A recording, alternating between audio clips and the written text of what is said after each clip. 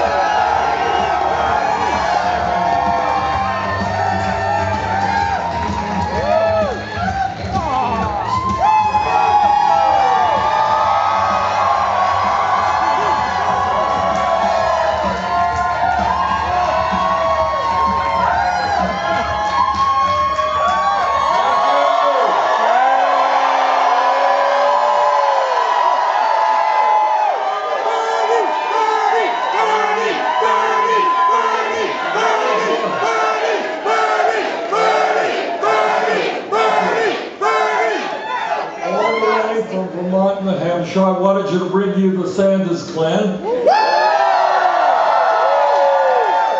Walmart Bern. Loving my son.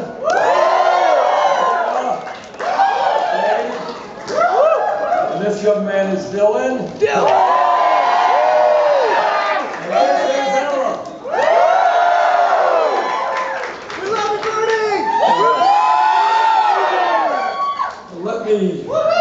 Let me just thank you all. Thank you! Thank you! Now, we have felt from day one, this is not about me, it's about all of us. Amen. And what I have said a million times in this campaign is no president, not Bernie Sanders or anybody else, can do it alone.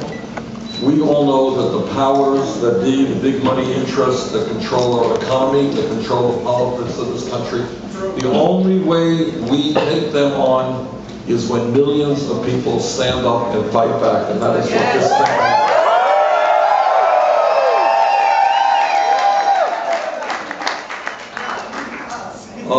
We started this campaign about a year ago in Burlington, and then we went to, first caucus was in Iowa, and here we are a year later in California.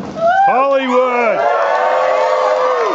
And I think it is fair to say that very few of the pundits out there would have believed that given the views that we represent, that in early June we would be 1 point ahead of Hillary Clinton. We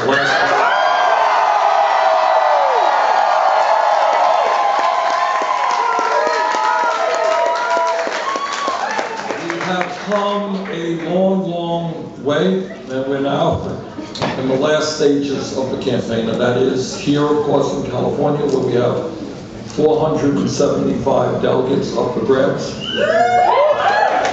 and in the other 5 states where we think we stand a good chance to win all of them, or almost all of them, and we're doing better in Puerto Rico. I think we're going to do well in the District of Columbia. But what I wanted to say is what makes this campaign such a unique type of campaign is that we are redefining politics in America. Yes. And what we have done, and I want you to know this, throughout this campaign, by the time we're ending in a week or so, we will have had rallies, public meetings, where we have brought out almost 1.5 million people. In the last several weeks right here in California, just in the last few weeks, we have had rallies up and down this state. By the time we're ending here on Monday night, 250,000 people walk around.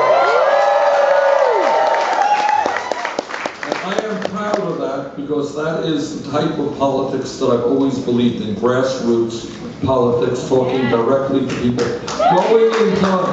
We have been, we're in LA, we'll be in San Francisco and San Diego, but we are in small towns all over this state. Change starts here, Bernie. Change starts here. That's right. Cloverdale. What I want to thank you for, of course, is you have been knocking on doors. And you've been making the telephone calls we have made. God, I don't know how many. I was told, if you could believe this, it's unbelievable, nationally, not just in California. From day one, we have made, our campaign has made some 70 million. I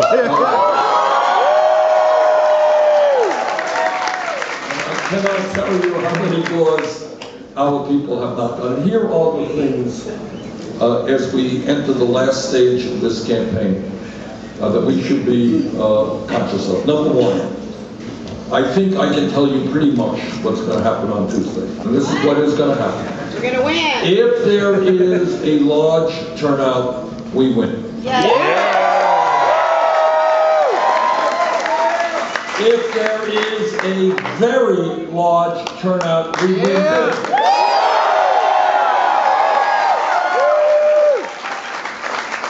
But if there is a low turnout, we're going to lose.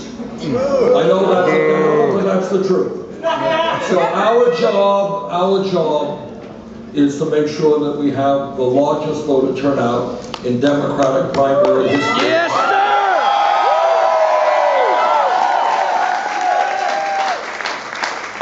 And as all of you know, what the politics of today is about is that we are bringing a whole lot of new people into the political process. That is our strength. And of all of the enormous achievements that we have reached in this campaign, we now have close to 8 million individual campaign contributions. That's a choice. I don't know if some of you saw, any of you see the piece in the LA Times today about who's contributing to our campaign? Poor people. Yeah. Unemployed people. Yeah. People who have no money, who are on Social Security. It was difficult, to be honest with you, difficult for me to read the article because it is so touching and so humbling. You know, We love you. We love you, Bernie. I mean, you know, this is the difference in the politics, traditional politics, whether it's Republican or Democrat. Hillary Clinton-style politics. Did you go to wealthy people's homes and you walk out with, you know, hundreds and hundreds of thousands of dollars or millions of dollars from a few people? Our politics is low-income seniors sending us in $5.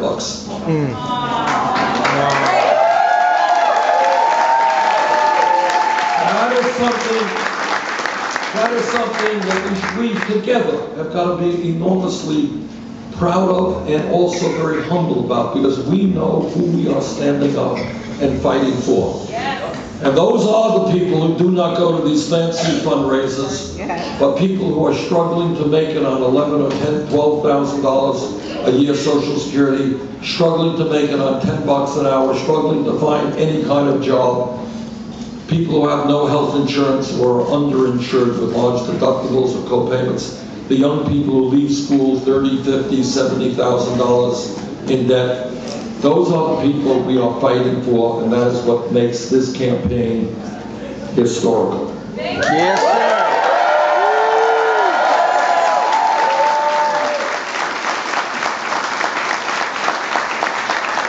So our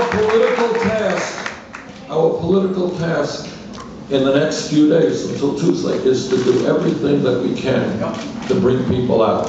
And you will know the results early in the evening. Turnout is high, we win. Turnout is low, we lose. And our job is to get those people, many of whom have given up on politics. Many of them have never participated in politics. Yes. Bring them out, and we're going to do just fine. The other thing that we should be, all of us, should be enormously proud of is the degree to which our message has resonated with younger people all across this country. Yes. Now, this campaign has brought 1 million surprises. And one of the surprises is if somebody had asked me, to be honest with you, at the beginning of this campaign, well, how are you going to do with young people, how are you going to do with older people? I would have said that as somebody who has the strongest record, one of the strongest records fighting for senior citizens, I would have said we're going to do really well, for whatever reason we haven't.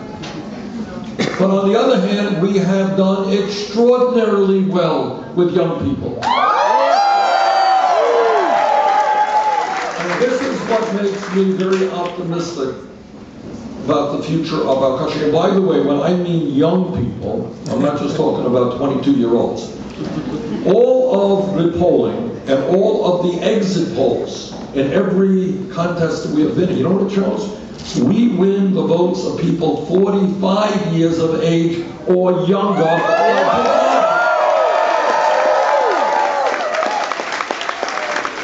Now I know the 20-year-olds think that 45 is pretty old. You'll change your view when you become 45. But here's what is exciting about that, and I think the Democratic leadership has got to take note of it. Hillary Clinton is doing very, very well with people 65 years of age or older. And frankly, I'm disappointed, and we're going to try and figure out why we do not do better. But we are doing far, far better than she is with young people. And young people are the future of this country.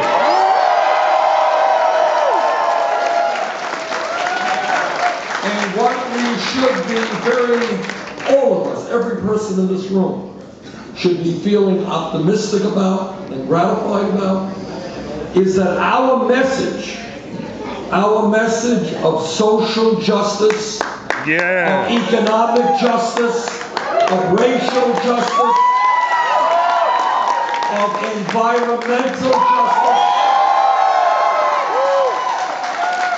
this is the message of the future of our country. Yes, There was a poll done, I don't know, a month or two ago by Pew, P-E-W. They do some pretty interesting work. And what they found is that our campaign is transforming the views of young America. Young America is becoming much, much more progressive. And what we have got to do is not only get out the vote and win here in California and win in the Dakotas, and win in Montana, and win in New Jersey, and win in New Mexico, and win here, of course, is what we also have to do is to redefine politics in America today. Yes, sir. Now here are the problems that we have. Number one, we have a media which is not interested in talking about the most important issues. It's not these guys' fault. They work for corporations who make other decisions.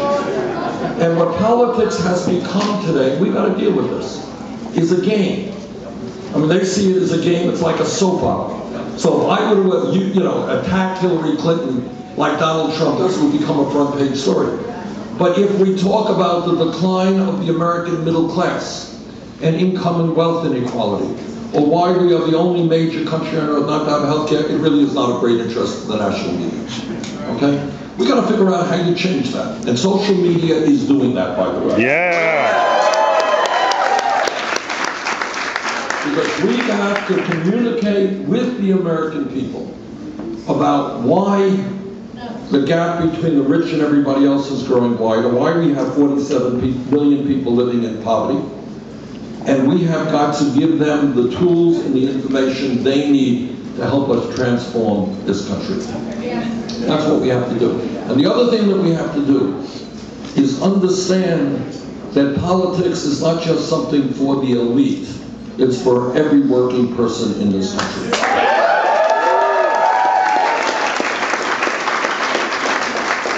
And that means we have to open the door.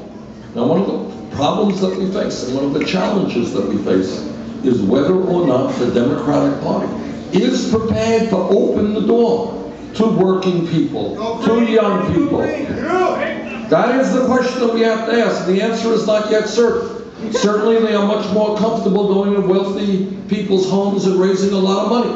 And I say to the leadership of the Democratic Party, if you want a future, open the damn doors to the working family.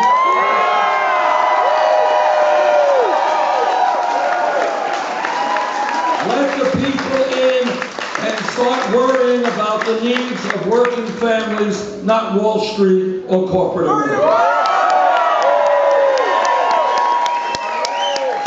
So every person, let me just conclude by saying this, every person in this room should be enormously proud of the campaign that we have run. Yes. You know, all of us would have been millionaires if we bet way back when this campaign began that we had a shot to win California. The odds on that would have been 100 to 1. But as of today, we've won 20 state primaries and caucuses. And here we are. So, let me thank all of you, and this is not a personal thanks, because you're not doing it for me. We are doing it for each other. We are doing it for my beautiful grandchildren, and your children, and your parents. That's what we're doing it. We are doing it so that the planet that we leave our children will be healthy and happy. That when we turn on the faucet in our kitchen, the water will be drinkable. That we're not going to have more people in jail than any other country on earth. That we are going to have comprehensive immigration reform. That's what we're fighting for. And our vision is the vision of a majority of the American people. Our job is to bring those people in and to get the word out to them. So, once again, thank you so much for being part of an unprecedented campaign. On to victory on Tuesday.